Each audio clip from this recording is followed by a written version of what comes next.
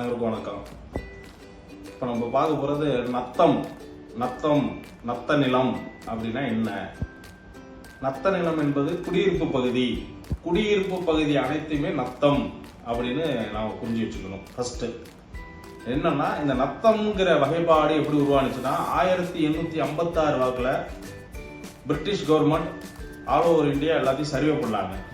அப்போது ஜமீன்கள் பாளையக்காரர்கள் கட்டுப்பாட்டில் தான் நிலங்கள் இருந்தாலும் அந்தந்த கிராமங்களை சர்வே பண்ணி நல்ல குடியிருப்புக்கு வாய்ப்பான இடங்களை, மேட்டு பகுதியான புஞ்சை நிலங்களை ஒரு 10 ஏக்கர் 20 ஏக்கர் அவுட்லைன் சர்வே மட்டும் பண்ணி அதை நத்தம்னு வகைப்படுத்தி வச்சிருந்தாங்க. அதாவது பிற்காலத்தில் கிராம மக்கள் குடியேறிக்கிறதுக்கான பகுதி அப்படின்னு வகைப்படுத்தினாங்க.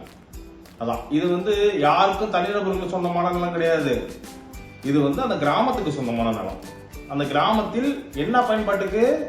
குடியிருக்கிறதுக்கு பயன்பாட்டுக்கான ஒரு உள்ள இடம். அவ்வளவுதான். நத்தம் என்பது குடியிருப்பு பகுதி. ஆனா இன்னைக்கு கோயில் இடத்துலயும் மடத்த இடத்துலயுமே இருக்கிறோம், நிறைய பேர் இருக்கிறோம்.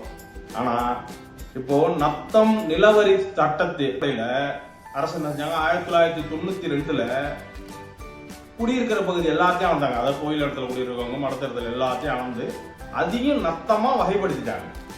அப்போ அந்த நத்தமா வகைப்படுத்தி இப்ப எத்தனை வருஷம் ஆகுது? 1992 கிட்டத்தட்ட 23, அதுல ஒரு 10, 35 வருஷமா ஆயிடுச்சுங்க.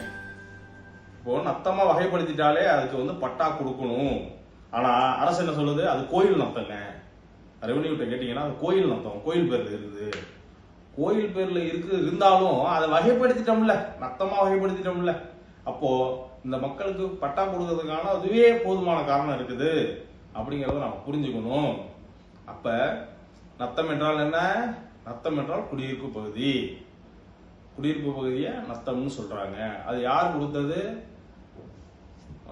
பிரிட்டிஷார் வகைப்படுத்தினது அப்படின்னு நாம் புரிந்து கொள்ள வேண்டியது. நன்றி, வணக்கம்.